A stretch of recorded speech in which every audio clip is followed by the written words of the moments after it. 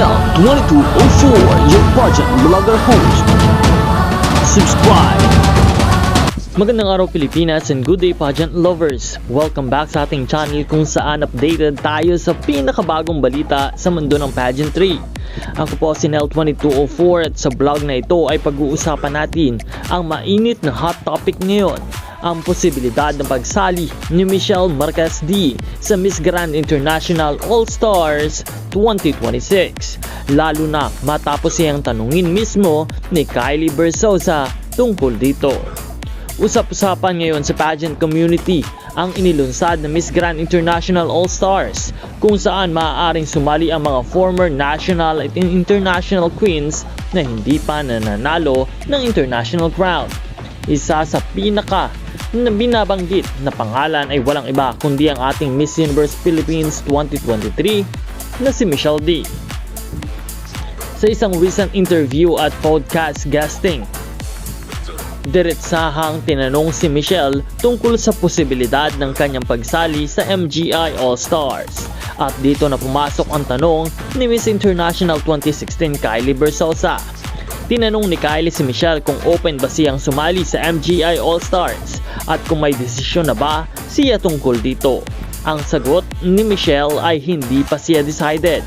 Ayon kay Michelle, may interes siya at hindi niya isinasara ang pinto, pero wala pa siyang final na yes o no.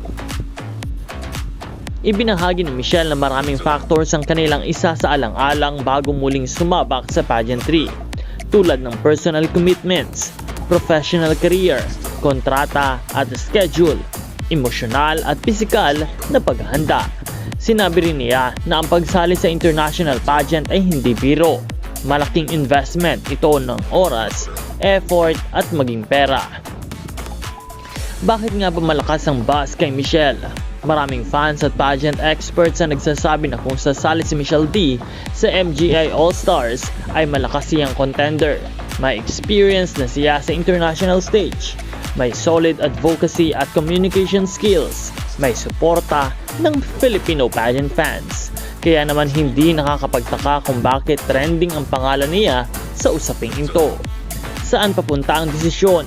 Sa ngayon, malinaw ang sinasabi ni Michelle. Pinag-iisipan pa niya ng mabuti. Ayaw niyang magdesisyon ng padalos-dalos. Gusto niya na siguraduhin na kung sasali man siya ay buo na ang kanyang loob. Ibig sabihin, mga ka-pageantry, hindi pa tapos ang kwento. Posible pa, pero hindi pa kumpirmado. Ikaw, sa tingin mo ba ay dapat sumali si Michelle D sa MGI All-Stars? I-comment nyo na ang inyong opinion. Maraming salamat sa inyong panonood at panatilihing nakasubscribe sa channel na ito para sa lahat ng mga bagong uploads at mga bagong balita tungkol sa pageantry. This is Nel2204, your pageant vlogger host. Maraming salamat. Magkita tayo muli sa susunod na video.